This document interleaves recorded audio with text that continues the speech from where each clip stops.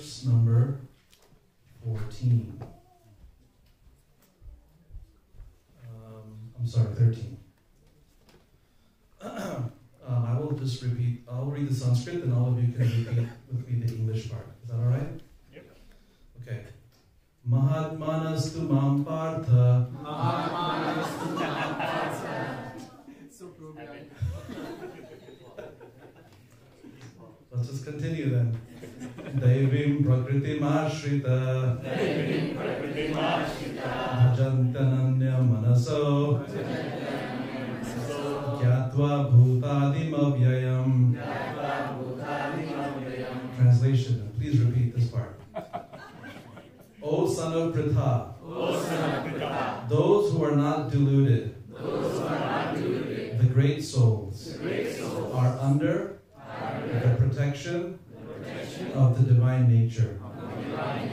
They are fully engaged in devotional service because they know me as the Supreme Personality of Godhead, original and inexhaustible. Translation and purport by His Divine Grace, A.C. Bhaktivedanta Swami Srila Prabhupada Ki Jai. In this verse, the description of the Mahatma is clearly given. The first sign of the Mahatma is that he is already situated in the divine nature. He is not under the control of the material nature. And how is this affected? That is explained in the 7th chapter. One who surrenders unto the Supreme Personality of Godhead, Sri Krishna, at once becomes free from the control of material nature. That is the qualification. One can become free from the control of the material nature as soon as he surrenders his soul to the Supreme Personality of Godhead. That is the preliminary formula. Being marginal potency, As soon as the living entity is freed from the control of material nature, he is put under the guidance of the spiritual nature. The guidance of the spiritual nature is called Daivi Prakriti, or divine nature. So when one is promoted in that way, by surrendering to the Supreme Personality of Godhead, one attains to the stage of a great soul, Mahatma. The Mahatma does not divert his attention to anything outside Krishna, because he knows perfectly well that Krishna is the original Supreme Person, the cause of all causes. There is no doubt about it. Such a Mahatma or great soul develops through association with other Mahatmas or pure devotees. Pure devotees are not even attracted by Krishna's other features, such as the four-armed Mahavishnu. They are simply attracted by the two-armed form of Krishna. They are not attracted to the other features of Krishna, nor are they concerned with any form of a demigod or of a human being. They meditate only upon Krishna in Krishna consciousness. They are always engaged in the unswerving service of the Lord in Krishna consciousness. Om Jnana Timirandasya Jnana Jana Shalakaya Chakshur Anulitam Yena Tasmai Sri Gurave Namaha Nama Om Vishnu Padaya Krishna Prasthaya Bhutale Srimate Bhakti Vedanta Swami Niti Namine Namaste Saraswati Deve Gauravani Krishnarane Nirvishesha Shunyavali Paschatya Deshatharine Vansha Kalpatarubhyashka Kripa Sindhu Bhegasha Patitanam Pavanebhyo Vaishnavebhyo Namo Namah Jaya Sri Krishna Chaitanya Prabhu Nityananda Sri Advaita Gadadhara Srivasadi Gaura Bhaktavinda Hare Krishna Krishna Krishna Hare Hare Hare Rama Rama Rama Hare Hare. So I thought we would speak something about pure devotees, because just a few days ago was the divine disappearance day of our beloved founder Acharya, His Divine Grace, A.C. Bhaktivedanta Swami Prabhupada. So for us to be able to understand who or what is Krishna, it is necessary for us to take the shelter of a pure devotee. That's without, fail. Right? Tad vidhi pranipatena pariprashnena sevaya upadekshanti te jnanam jnaninas tattva darshina. The pure devotees are those special souls who can access the divine and make it accessible for us, because they have seen the truth, tattva darshi. So it's one thing to be able to experience truth by hearing it, but when you actually physically can see and experience that truth, that's another story. That's a higher level of realization. And then when those personalities who have seen the truth, have experienced truth, and are living by that truth, when they come and share that knowledge of that truth, then that should be accepted as truth. It's a little complicated because we're using this one word, truth. But that is the essence of practicing Krishna consciousness. It's a truthful practice. And if we are practicing truthfully under the guidance of a truthful authority, then the success is guaranteed. So that's why, here in the purport, Srila Prabhupada talks a lot about what the Mahatma does. We have heard so many persons have called Mahatma from time immemorial. Any great person has done something, he's a Mahatma. True, that may be all right. But from Krishna's definition, which is the absolute definition, this is what a Mahatma is. Someone who is not deluded by any sort of mundane aspiration. Someone who is not interested in doing some, charitable mundane activity, but is focused cent per cent, minute by minute, second to second, on how to serve the Lord and how to please the Lord. Now, do we know someone who fits that category? That's the obvious answer. And that is our Srila Prabhupada. From his childhood, his father was always praying to all the sadhus in Calcutta that please bless my son to be a devotee of Srimati Radharani. when he met his spiritual master in 1922, the first thing his spiritual master told him was, take this message of Krishna and take it to the Western world. And after arguing with his spiritual master, Srila Prabhupada accepted defeat and remarked that here is someone who actually knows what he's talking about. And the message of Lord Chaitanya is safe in his hands. And then time and time again, the importance of fulfilling his spiritual master's instruction became the only thing that Srila Prabhupada could think about. How many of you know a little bit about Srila Prabhupada's life? So let's do a little bit of a meditation through history about Srila Prabhupada today. And then we can look at it through the eye of this verse and see, how Prabhupada is the Mahatma, or is a Mahatma. So when he, after meeting his spiritual master, he took to family ways, he got married, was trying to run a business. But in his back of his mind, he was thinking, how can I go and spend time with my spiritual master, Srila Bhaktisiddhanta Saraswati Thakur? So he would do his activities in such a way. He was running a pharmaceutical enterprise, and he was doing some sales for some chemist and this and that. But he would time his trips in such a way that if he knew his spiritual master was in the vicinity, he would drop what he was doing and running to hear from his spiritual master. One time it happened where he was in the vicinity of Vrindavan, and his spiritual master was doing Rajamandal Parikram, which is around this time of the year, where he takes pilgrims and devotees, and they go to the holy places in Vrindavan by foot, and then they hear about the pastimes therein. And in one such place where they were camped, Srila Prabhupada came, and he was given a place to stay, and then he was told the class is happening in the evening. And then right before the class began, someone had announced, because of scheduled coincidences, those of us who would like to go visit a temple of Lord Vishnu in the area, let us go, and those who would like to stay in the class can stay in the class. Naturally, most of the pilgrims, because they were here visiting the holy places, they chose to go to the place of pilgrimage. And a handful of devotees stayed for the class. And at the end of the class, Srila Bhaktisiddhanta had remarked, that person really likes to hear. I like him a lot. And that was one of the first times he met his spiritual master, just by listening to him. And then, 11 years later, in 1933, he took initiation from his spiritual master. And subsequently, he asked his spiritual master, how can I please you?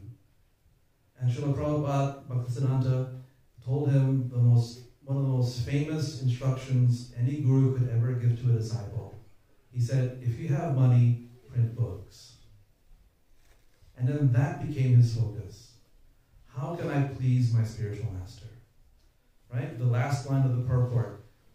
They meditate only upon Krishna and Krishna consciousness. They are always engaged in the unswerving service of the Lord in Krishna consciousness.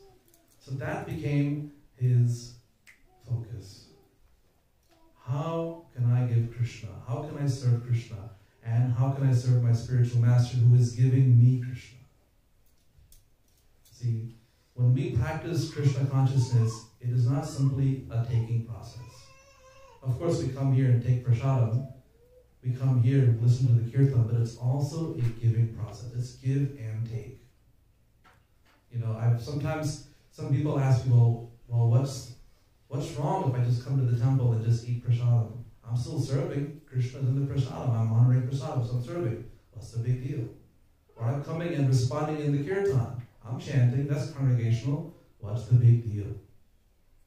So the answer I like to give is, if we don't control our tongue and we eat so many nice things, what happens if we don't exercise or we don't take care of our health? We get prone to disease, right? Diabetes and so many things. So it is not that we don't want devotees to just simply be a participant. It is not that Krishna doesn't want us to be a participant. But if we don't start using what we have imbibed in the service of Krishna to help others, then that becomes a disease. False pride kicks in, your false ego kicks in. We think we are so great because my dhoti has a 2-inch border. We think we are so, best because we got the front row when so-and-so Maharaj comes and gives a class. But is that serving the spiritual master? Is that serving the Lord? According to Krishna's definition. And I would surmise that anyone would disagree with me when I say the answer is no. So, when Srila Prabhupada, our Srila Prabhupada, met his Srila Prabhupada, Srila Bhaktisiddhanta, who impressed upon him that it was the fundamental practice of Krishna consciousness, which is to share this knowledge with others, that became his focus. Now he had family responsibilities, he had a wife and some children, he had business to maintain, he had some apartment or house that he was living in. But any time when the opportunity arose for him to participate in his guru's mission or his guru's activities, he took that opportunity. Whether it was hosting sannyasis or sadhus in his home and taking them out for preaching or collecting or attending the temple and leading kirtan and giving class and speeches, or supporting the printing activities of his god brothers and god sisters, but that was what he was focused on. And that basically set the scene for him to fully surrender to the spiritual master's mission at the age of 59. So after living a full life where he took care of his responsibilities, had a job, had a career, business, you name it, he had it. But at the age of 59, he decided, now I must give my full attention to my guru's mission, because that is the most important to me in my life. Vyavasatmika buddhi ekeha kurunandana bahushakasyarantascha. So, in the second chapter of the Bhagavad Gita, Krishna tells Arjuna that one who is fixed on this process of bhakti yoga, your mind is single focused. Nothing else matters. Not your health, not your wealth, not your responsibilities, nothing else matters. Sarva dharmam paritejya mamekam shranam vraja aham tvam sarvapapebhyo mokshayishyami masucha. And Krishna concludes the Bhagavad Gita by saying, if you take this process and you focus your attention on me, then masucha, don't fear, don't worry. As the young kids say, Krishna's got your back. Literally, right? Ananyashintayanto mam ye janatha vipashate tesham nitya bhuttanam yoga kshemam vahamyam. Whatever is lacking in your life, Krishna will provide. And whatever you have that's of any value, value to who? Value to Krishna, Krishna will preserve. So in Srila Prabhupada's case, unfortunately, his family life did not go so well because his wife was not so interested in Krishna consciousness, which is okay. It's not the end of the world. Thankfully, all of us here, husbands and wives, are practicing nicely and happily. And I do encourage everyone to please practice Krishna consciousness with your family. That's a very important practice, especially in the Grihastha ashram. But unfortunately, it doesn't work out for some devotees. Life moves on. So for Srila Prabhupada, he actually thought it was a blessing. Because not that he was, uncaring about his wife or uncaring about his family, but he knew that if he focused on Krishna's mission, with whatever energy he had left, Krishna would provide and take care of them. That's a strong expectation of the Lord. But Krishna says, Ma sucha, Kontaya pratijanehi name bhakta pranashati, in the 9th chapter. Krishna tells Arjuna, declare it boldly, that my devotees don't perish. If you're giving your life to me, Krishna will fulfill. How he fulfills, that's his responsibility. But once everything's laid out on the table, you will see Krishna has fulfilled his responsibility.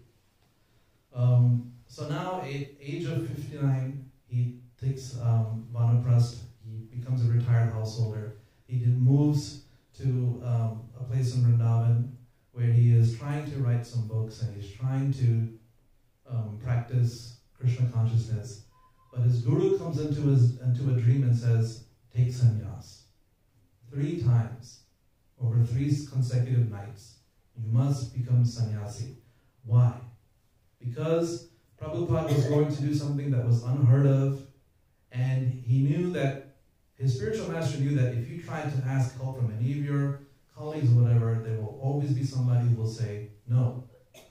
And that's exactly what happened. His godbrothers told him, unfortunately at this time, we have our priorities set for the next few years, and preaching to the West was not one of them. They were embroiled in court cases against each other. He wrote court cases. He approached businessmen that he had connections from his business life and through his sadhu life, and they all said, unfortunately no, because of the government policies, the exchange rate, we can't get money from here to there, we're sorry. But Prabhupada was unswayed. His determination was just growing day by day. And he remarked one time that verse we quoted earlier, Vyavasatmika Buddhir, chapter 2, verse 40, right? So that verse was the conclusion that he needed, that he had to continue, because Vishwanath Chakravarti Thakur, one of the acharyas in our line, he commented that this verse means you must take the order of the spiritual master on your head and carry it out to the best of your ability with no other distraction or hindrance. Come what may, but my goal is to fulfill the order of my spiritual master.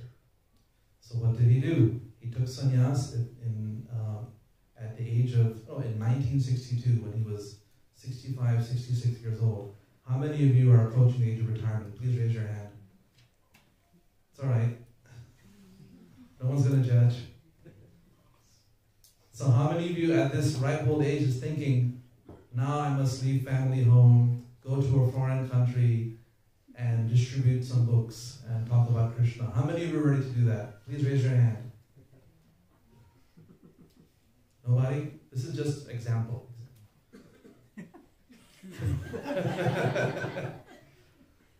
But Prabhupada was. Why? Kyatva bhutadim avyayam.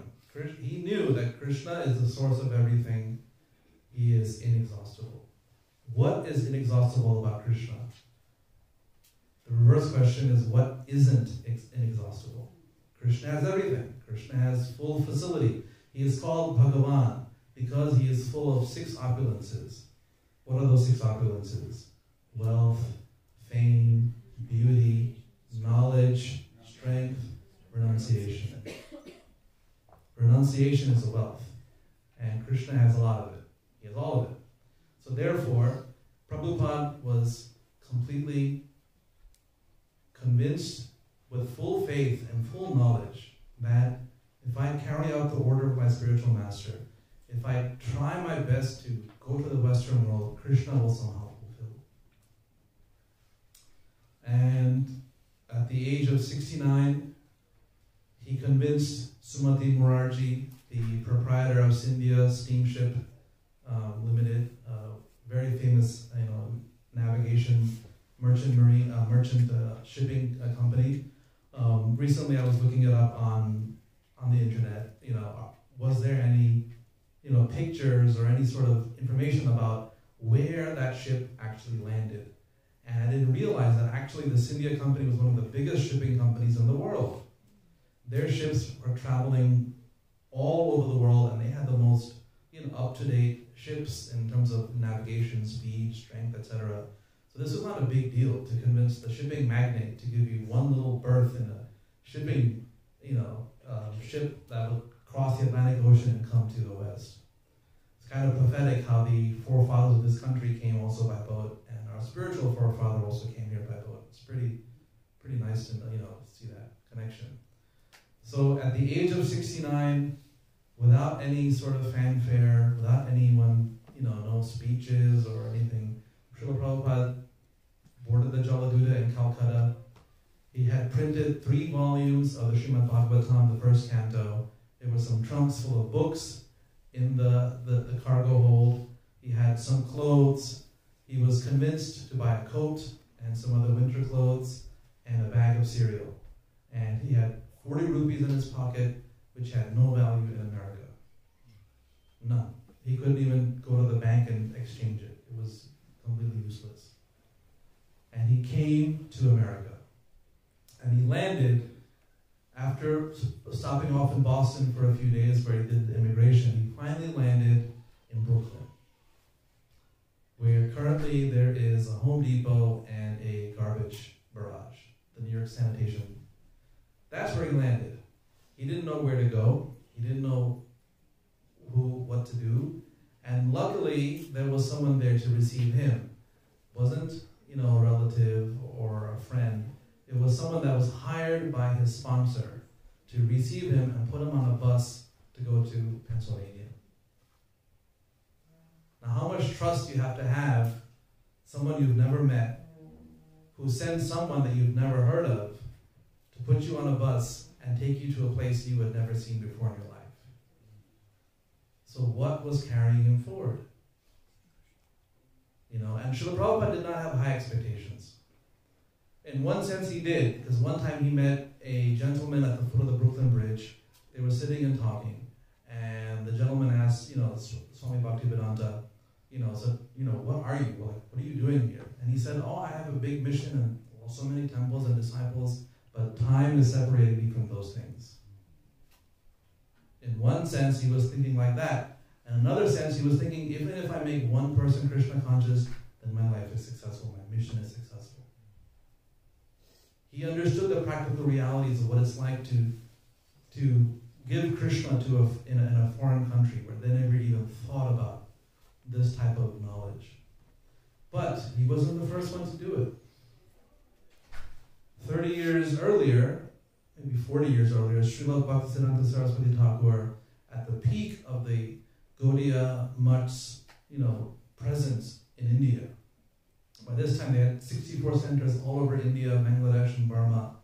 And he was ready to send his most qualified English Oxford-type educated disciples, sannyasis, strictest followers to the West.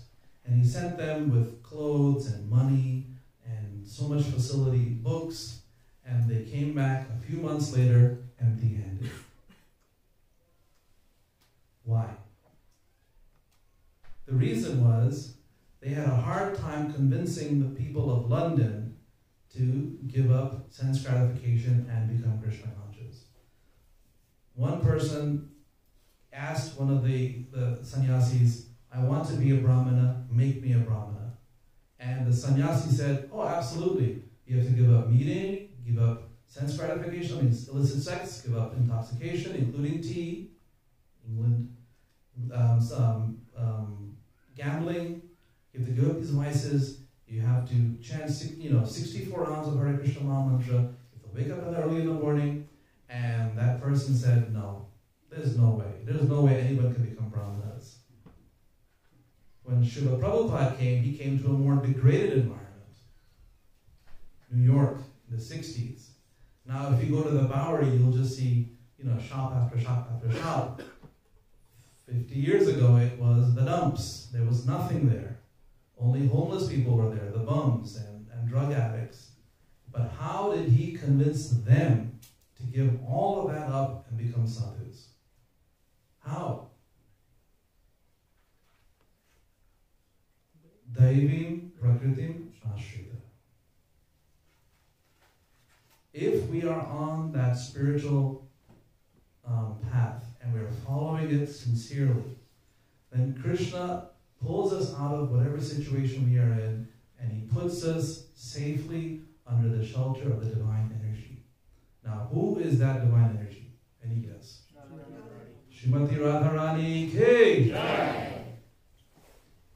So even in the Bhagavad Gita, Radharani is there, in case anybody didn't know. This is where she is mentioned.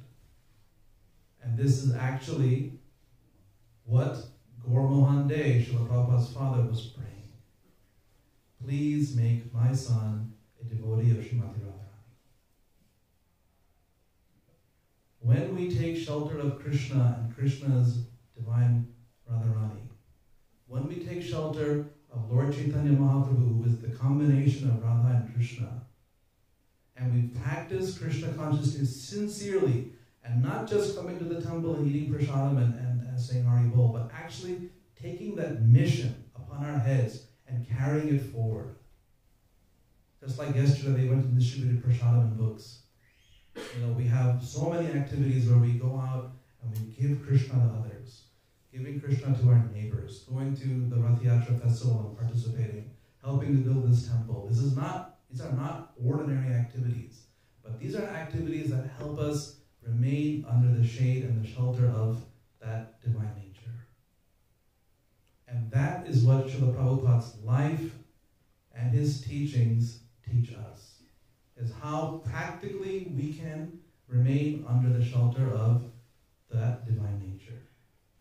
And it's not easy.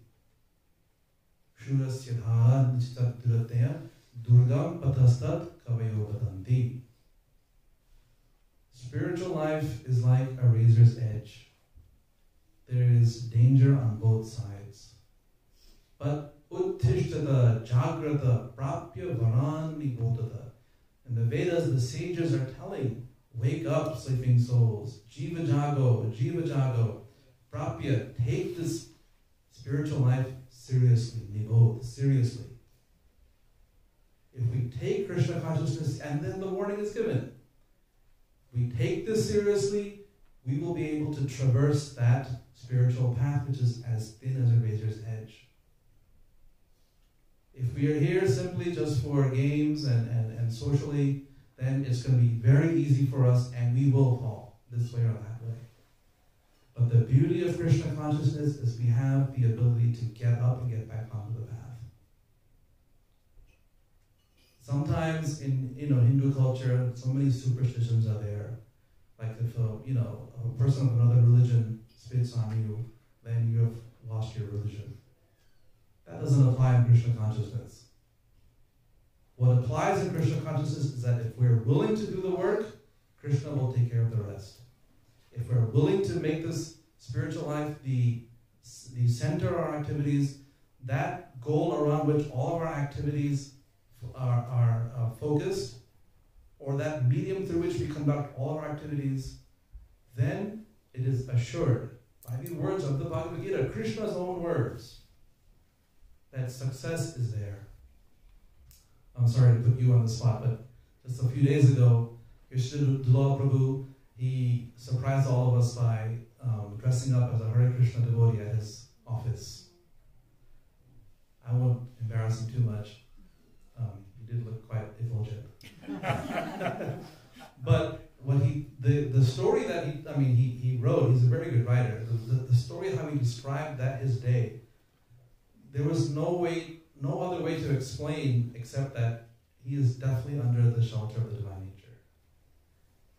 He brought books, he brought prasadam, he had tilak on, and everybody was saying, look, Hare Krishna, Hare Krishna, Hare Krishna, Hare Krishna. How many seeds of devotional life was, Bhakti Beaches were planted that day in his office.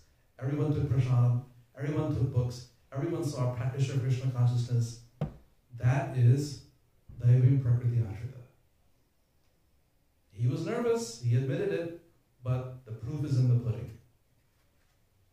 So for us, we have to, if we're serious about Krishna consciousness, as Srila Prabhupada is teaching us through his life, then yes, we will face some fear. Like Madan Gopal Prabhu. Recently he's been shaving his head every day. And he's going to work.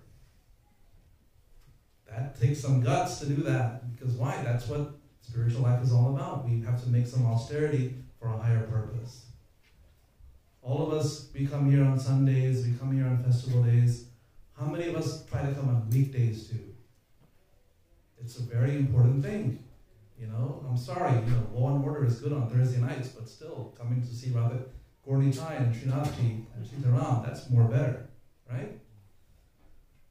So that is the sum and substance of this verse, in the sense that when we take Krishna consciousness seriously, when we practice seriously, we do it because we know that Krishna is the fulfiller of all of our desires. We know that Krishna is the source of everything. We know that Krishna is infallible and inexhaustible. We know that Krishna will carry us when we are down. We know that Krishna will uplift us when we need uplifting. but that only becomes experienced when we practice the full aspect of Krishna consciousness. Not only the taking, but also the giving. And I can speak from my experience now that we are in a different capacity serving at our Brooklyn Radha Govinda temple.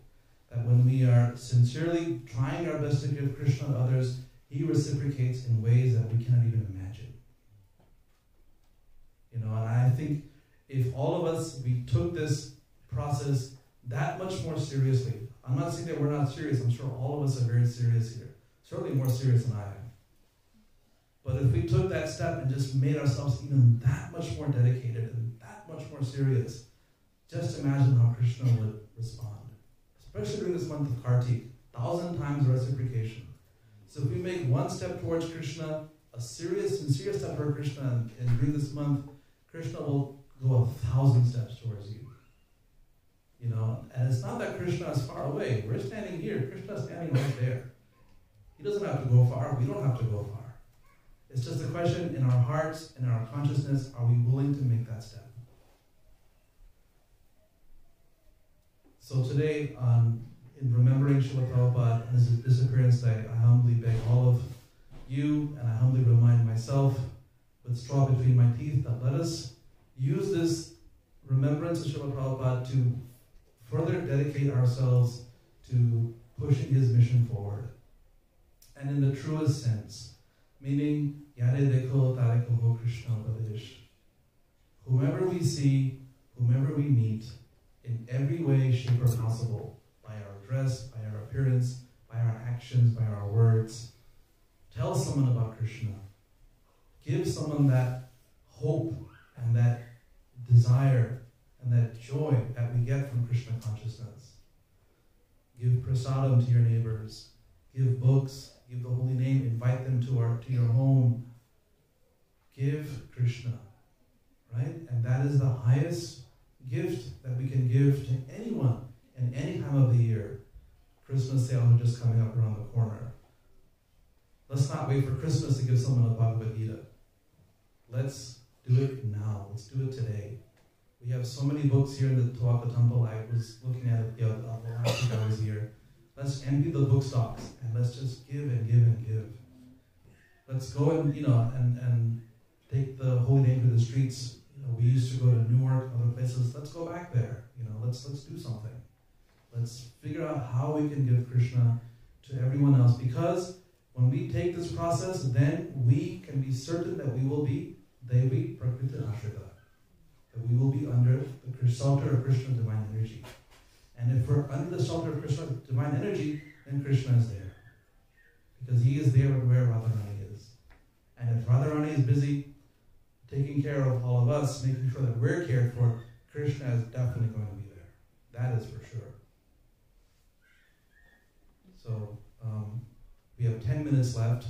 If anyone would like to ask any questions or would like to share a few words, please, the mic is yours.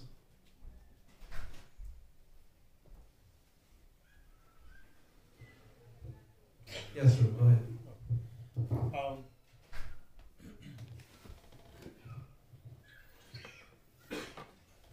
Thank you, that was very inspiring. And thank you for reminding us of Srila Prabhupada's journey and everything he's done for us. One of my many instructing gurus, Vaisheshika Prabhu, he's a great soul, disciple of Srila Prabhupada. He talks about how we as householders, because not everyone feels comfortable distributing books, not everyone feels comfortable walking up to a total stranger and saying, Krishna is the Supreme Personality of Godhead, and doing that. But he, through his program, how Vaisheshika Prabhu's built his community in Silicon Valley, and now in Brooklyn and Bhakti Center is doing it. He talks about how we can all share in so many different ways. Like, for example, if you're a housewife, always have prasad at home. Anyone comes, like a plumber comes or an electrician comes, make sure you give them some prasad. Because that's sharing of Krishna Bhakti. You can, and if you don't have to tell them it's sanctified food or whatever, you can just give them prasad. You can carry prasad to work with you. You can, if you're comfortable, you can distribute books. You can join a Harinam party. If someone's going out for chanting in the streets, it's so beautiful to go chant in the streets. It's like, it's an amazing experience. It's actually like a high. Like you feel so high after that, but it's a spiritual high. It's not a high like drinks or whatever. But there's so many different things that we can do, and I wanted to share that because a lot of us, myself included, we feel like a little awkward sometimes going up to people and saying, well, let me talk to you about Krishna, because most people don't want you to talk about Krishna. But Visheshka Prabhu outlines how we can actually have these things in our life, and then they become part of our nature, and we can just share Krishna constantly. Thank you. Yes, so that is the secret. The devotees have already paved the way, and it is up to us to follow. And the beauty of it, this program that Vaisheshika Prabhu has outlined, it's foolproof. There's no way you can lose in that path. Any other comments, questions, concerns? Say something.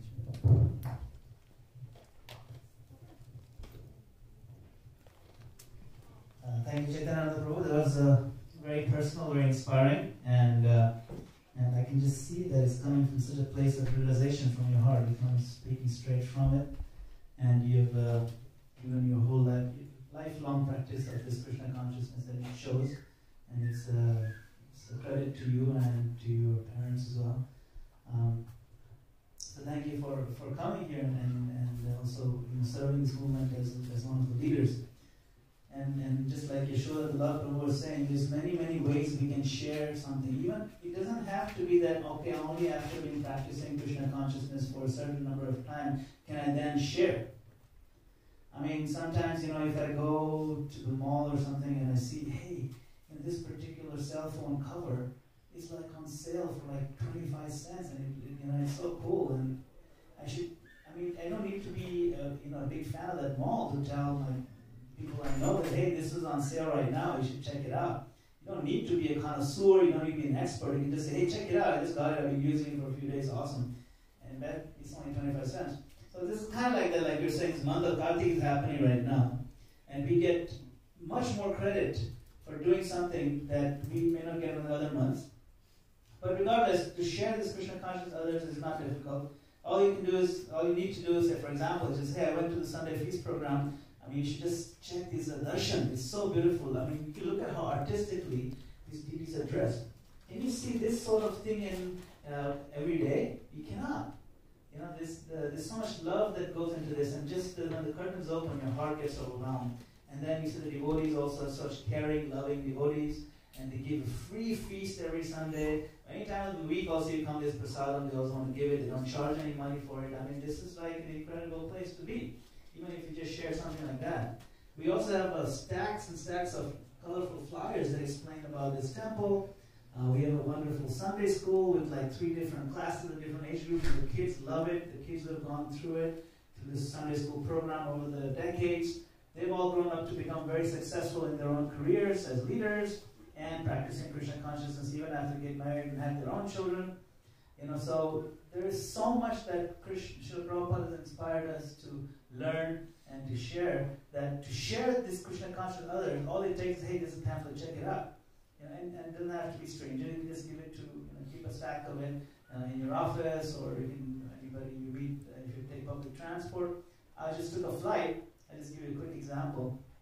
I took a flight to India a couple of months ago, and I picked up Bhagavad Gita, and my wife was like, why are you taking Bhagavad Gita with you? You can just read on your phone. I said, no, I somehow feel I need to take this Bhagavad Gita with me, And so on that flight to India, there's a gentleman sitting next to me, and I just put the book on the seat between us. There's nobody there. And he looked at me, oh, you have Bhagavad Gita, this is so cool. I said, yeah, you know about it? He said, yeah, I've memorized the 12th chapter. Just last 2 months, I started getting interested in Bhagavad Gita, and I love this, And I said, do you have a copy? He said, no, I don't have a copy. I just, kind of find the verses online. I said, why don't you have this copy? And he was so excited. And for 2 hours, he just kept reading, and he kept looking up, and then he said, hey, this is awesome. This is Srila Prabhupada's Bhagavad Gita.